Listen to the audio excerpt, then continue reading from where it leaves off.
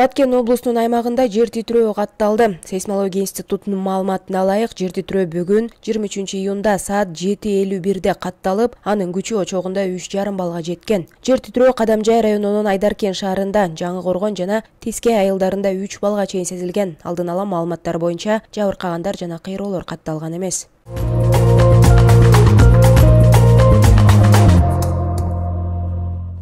Бишкектеги Лев Толстой көчөсүндө бүгүн BMW X5 жана эл ташыган Mercedes үлгүсүндөгү номер 131 маршрутка сүзүшкөн. Милициянын кагуу кызматынан билдиришкендей, жабыркагандар тууралуу маалыматтар такталып жатат. Белгилүү болгондой, маршруткада жүргүнчүлөр болгон эмес. Учурда жол кырсыгынын чоо жайы такталууда.